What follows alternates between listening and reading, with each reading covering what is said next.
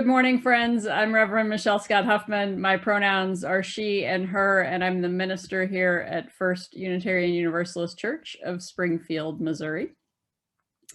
And happy Easter to you. Earlier this week, Reverend Dr. Susan Frederick Gray, the president of the Unitarian Universalist Association, shared these words about the significance of this week within Christianity and Judaism and in our culture as a whole. She wrote, "This is a sacred week. Pesach week in Judaism and Holy Week in Christianity happening at once. It is a week that includes Passover, the telling of the story of Exodus, the messages of struggle, of loss, of justice, of freedom, of community.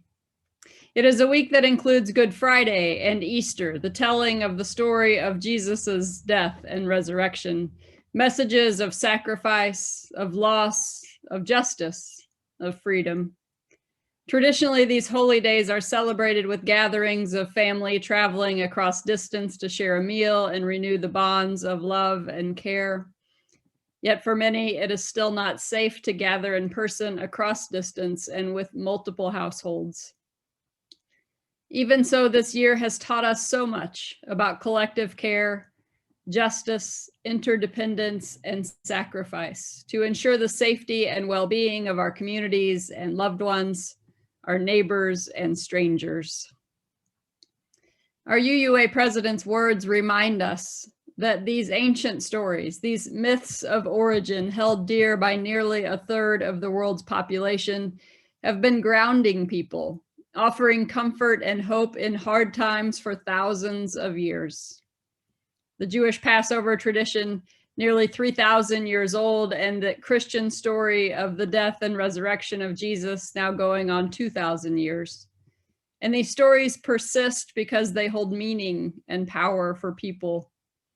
Today in Myanmar, opponents of military rule distributed Easter eggs inscribed with messages of protest and resistance. I can't think of a more appropriate celebration of Easter or Passover, for that matter, than retelling the stories of oppressed peoples being victims of state-sanctioned violence and bondage and rising up to take their power back, even in the face of death. The power of these stories lies not in the promise of resurrection to some unknown afterlife, but in the resolute insistence on being fully alive today, here and now, even in the face of what seems like insurmountable circumstances. Today, we honor our fourth source in Unitarian Universalism, Jewish and Christian teachings which call us to respond to God's love by loving our neighbors as ourselves. And I would invite you to reflect on the ways that you might be lifted up, comforted, and encouraged by stories of loss and renewal, bondage and freedom, and even death and new life. In his article, Passover, Sharing the Bread of Affliction, Rabbi Jonathan Sacks writes, Pesach, the Jewish festival of freedom, is an extraordinary testimony to the power of ritual to keep ideals and identity alive across the centuries. On this day, we relive the story of our people, sitting together at home as an extended family as if we were back in the Egypt of the pharaohs, on the night before we were about to go free after long exile and harsh enslavement. He goes on to say that it has hidden depths. I always used to be puzzled by two features of the evening, he writes. The first is the conflict between the two explanations of the unleavened bread. At the beginning of the story, we call it the bread of affliction.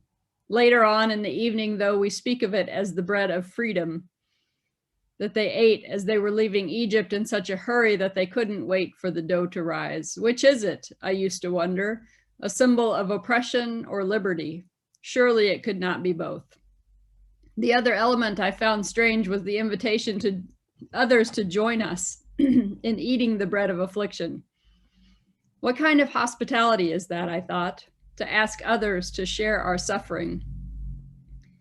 Rabbi Sacks described Passover as the journey each of us is invited to take from slavery to freedom, tracing out the root of one of the most powerful stories ever to have fired the human imagination.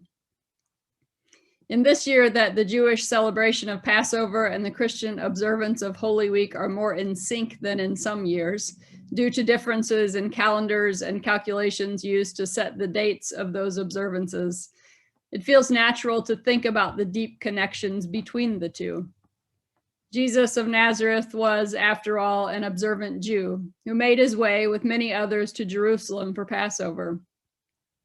The meal that is commemorated on Maundy Thursday, known as the Last Supper, and commemorated weekly in many churches, would likely have been a Passover Seder. At this meal, Jesus unknowingly instituted a Christian practice, a sacrament, when he shared bread and wine, and the truth that his understanding of the liberation story of Passover would not end well for him, but that he wouldn't turn back because his faithfulness to the God of his understanding and the liberation of God's people called him to stand up and speak out. He knew that it would likely lead him to the cross of Rome, a tool of imperial domination where they made examples of those who would dare to challenge the oppressive systems. And around the tables he shared with his friends, remembering the faith of his ancestors, he talked about how they could not fear death, his or theirs, and how they could find new life in the midst of it. He knew that they would be devastated and paralyzed, and he encouraged them to push through all of that and to become alive again with renewed strength and resolve to work for justice and liberation for all people. Unitarian theologian Henry Nelson Wyman asks us to imagine the disciples gathered together in a room somewhere after Jesus' crucifixion, maybe even hiding from the crowds for fear that they were next, even though they had all denied knowing him. You can imagine that they were ashamed, discouraged, traumatized, anxious, afraid, and that they had no idea what to do next. Granted, they had mostly misunderstood the ways that this prophet had come to save them, thinking that Jesus would take care of it all, would defeat the powers of domination and destruction and return dignity and power of self-determination to a battered community. And yet, he was gone. Had they been the victims of a fraud? Was anything that he said to them true?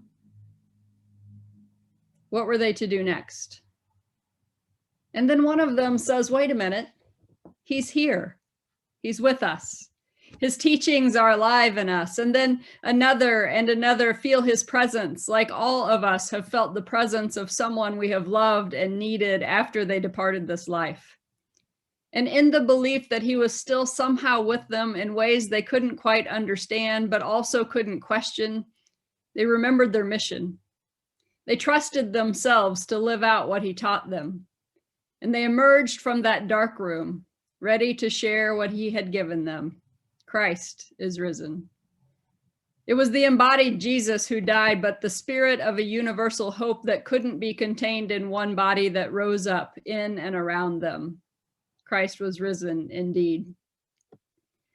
We could get caught up in debating the impossibility of a literal bodily resurrection, but that would be a tragic waste of one of the most widely known and empowering stories ever told.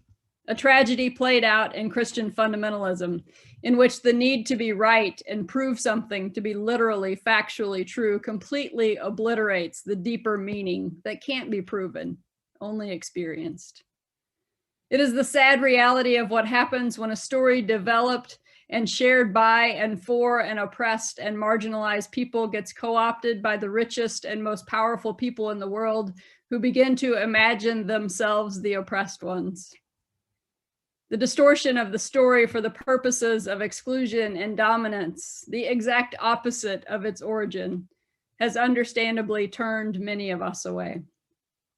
But today I invite you to enter into the stories and to find in them resilience, courage, freedom, and new life. So to return to Rabbi Sachs' question, what kind of hospitality is it to ask others to share in our suffering? It is an invitation to continuing the story.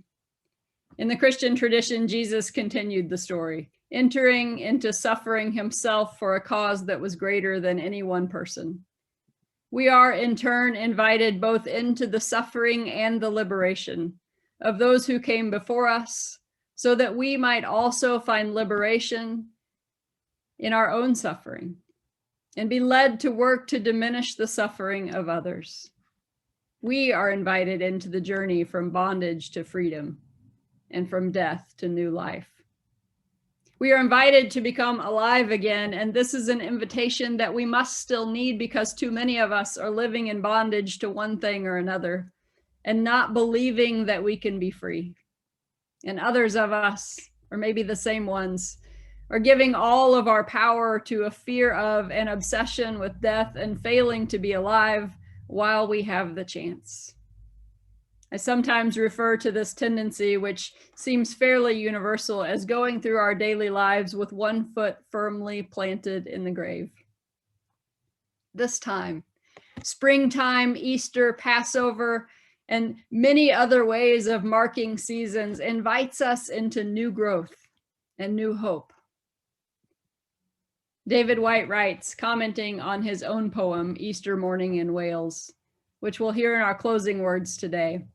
Christian or not, the time between Good Friday and the dawn of Easter Sunday morning is the precise mythological and psychological representation of that breathless giving away all human beings feel, no matter their beliefs, when they must let go of what seems most precious, not knowing how or when it will return, in what form or in what voice.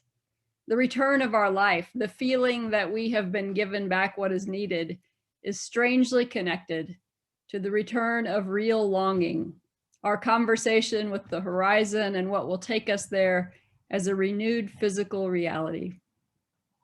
The observance of both Easter and Passover in this week provide an opportunity for us to remember sacred stories that have breathed life into weary people for thousands of years.